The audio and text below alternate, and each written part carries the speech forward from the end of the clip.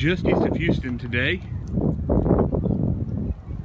That large prop belongs to the thing that's sitting right behind me. Today, Walk Through Texas History is going on a boat. The Battleship Texas. The Battleship Texas was commissioned in March 12, 1914. It saw action in World War I as well as World War II. It saw action in North Africa as well as the Pacific.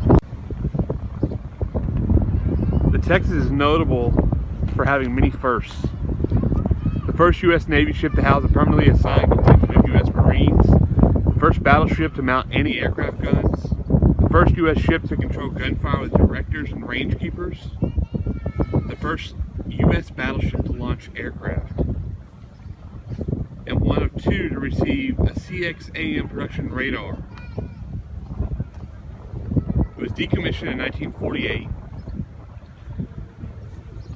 And then it was designated a National Historic Landmark. It has since been given to the State of Texas Parks and Wildlife Department. It's also famous being in several movies, including Boy on the Streets, The Sand Pebbles, Pearl Harbor, these Flags of Our Fathers, and Letters from Iwo Jima.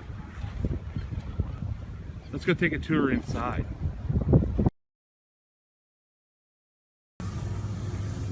Here's the front of the ship. There's a couple of anti-aircraft guns at the very front. And of course this large monster with those two large machines. There's the ammunition for those guns. These are the anti-aircraft guns.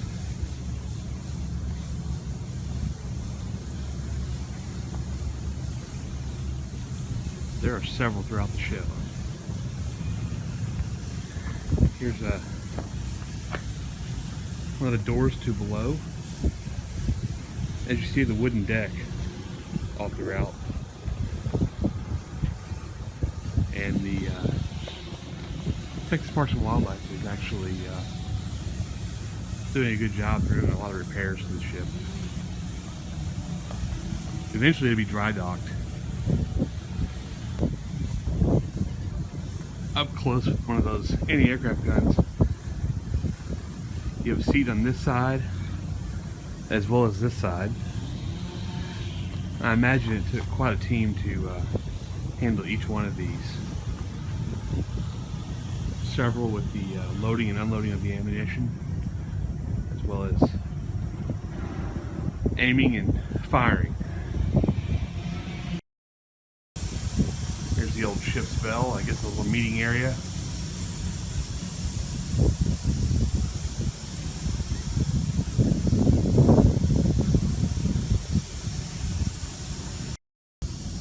Here's the map of the battleship. Good afternoon, I'll sit on that.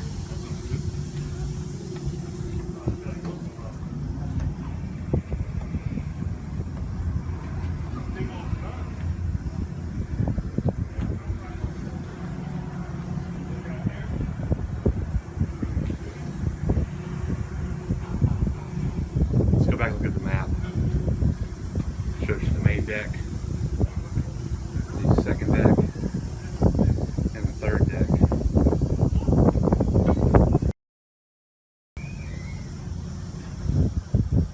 Look at the cranes up there beside it. Imagine it has to move any cargo coming on. And there's another large gun right in the middle.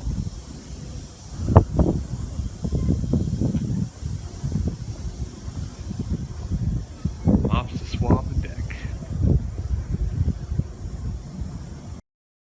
More anti-aircraft guns. These are 40mm Bofors.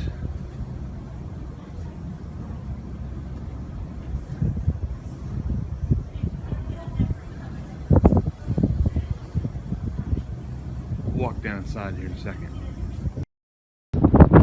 If you know, this is a battleship with guns, just anti-aircraft guns.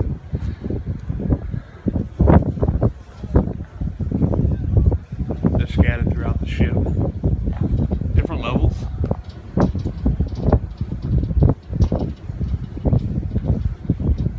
More hiding back there.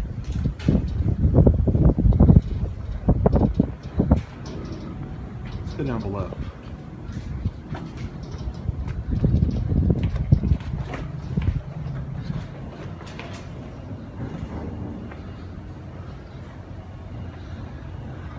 More guns.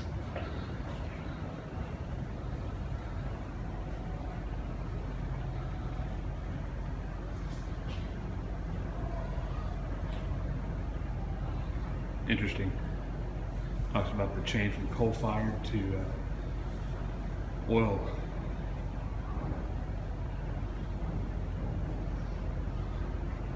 And some more guns.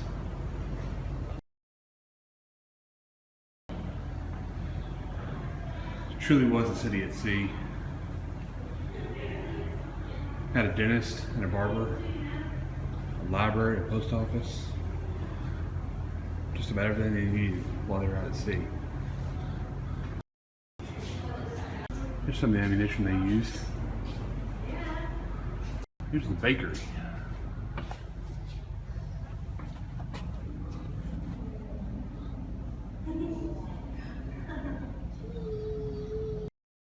Here's a machine room. Looks like it's still being used today. Do repairs on the boat. There you go. There's a mess hall. I imagine they ate out on the ship, and this is where they cooked it all. Just on the other side is a butcher shop. It's hard to see in there, not very big. They literally had it all here on board. Here's the butcher shop. Not real hard to see in there. Cutting board, all his utensils.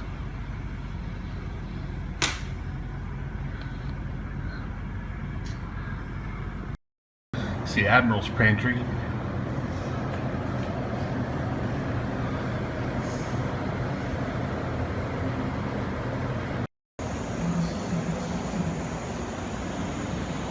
Shows you some of the areas where they were stationed during World War II.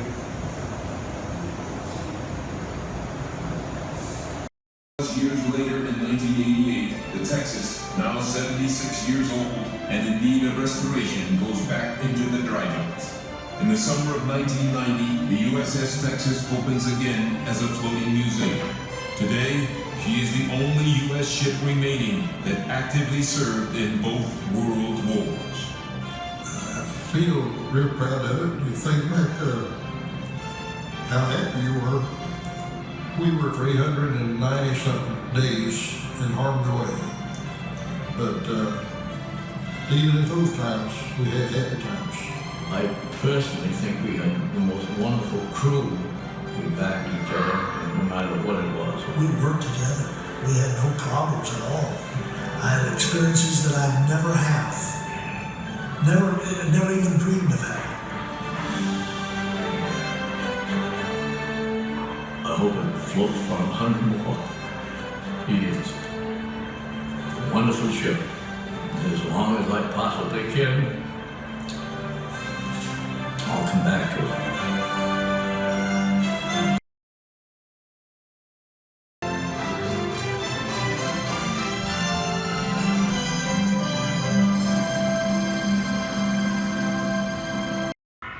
Here's the scullery. Interesting.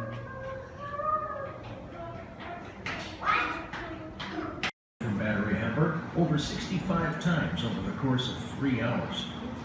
LeGrand Moody, chaplain of Texas from 1942 through 1944, describes the chaos of Cherbourg. It was all very thrilling, but frightening too. Although we were all too busy to find time to be scared. I was reporting things as they happened to the people below decks by means of the ship's broadcasting. Starboard bow, see how close that last shell had fallen to it. In a splash, the explosion happened was so close. I turned to Chris and said, "That was a close one, wasn't it?" Just a few of the bunks. They're all over the ship. They scattered them throughout. You slept wherever you could find a spot. An officer's quarters, his bunk and his little wash area up there, his desk and his cabinets. Here's the toilet and the showers.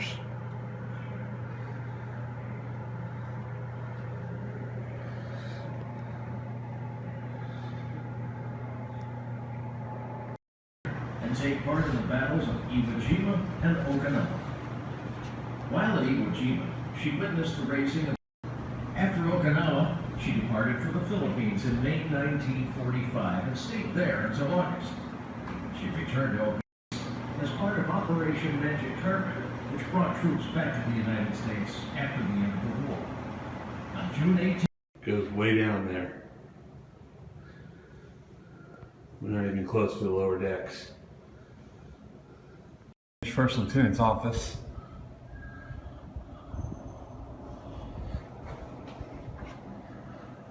Tight quarters. Made room wherever they could. Here's the medical stores, the medical supplies.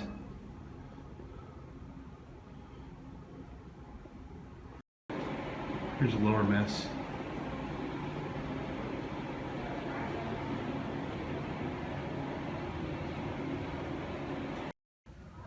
Here's a big bunk room. There are quite a few bunks way back there. Lockers.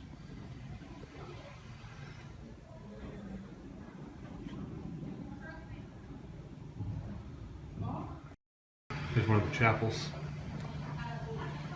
That's Sunday service. Our shop.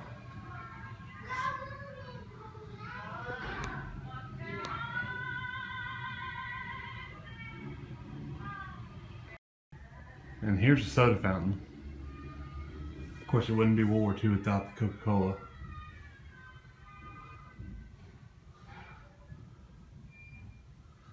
More bunks around the corner.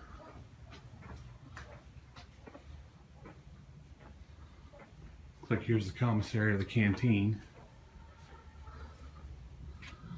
All the cigarettes, tobacco, magazines.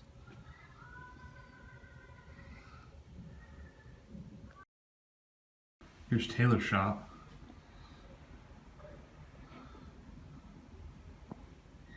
Imagine if they ripped their uniform or whatnot while out working.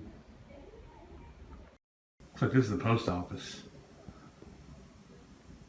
What's interesting is there's two bunks right there. And of course the dentist here on the ship.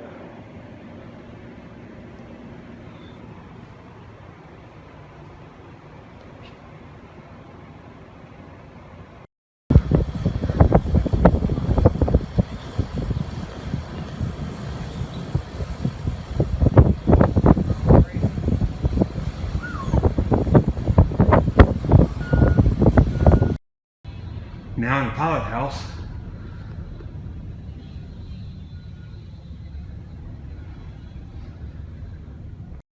Wind is pretty strong. It's called the flag bridge. Almost to the highest part of the ship.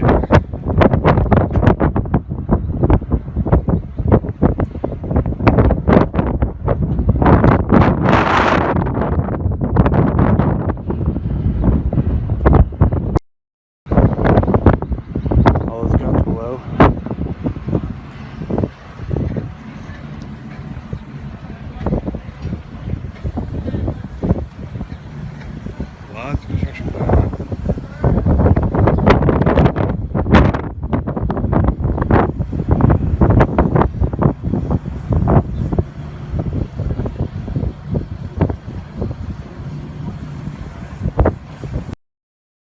Here's the chart house. chart their course, look on the map, check their compass, it's right behind. Here's the compass.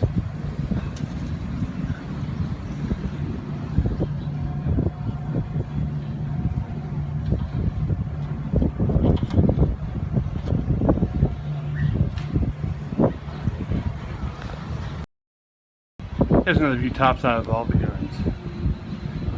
Quite a few.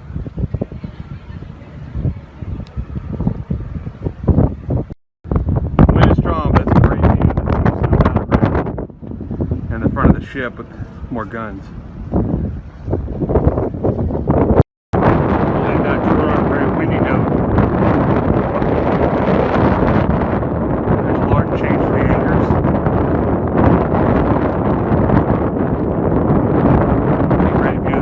Battleground.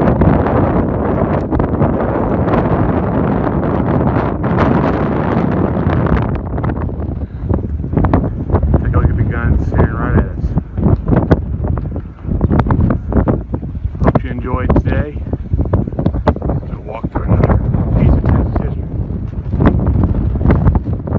Be sure to like and subscribe. And join us on Facebook. Until next time.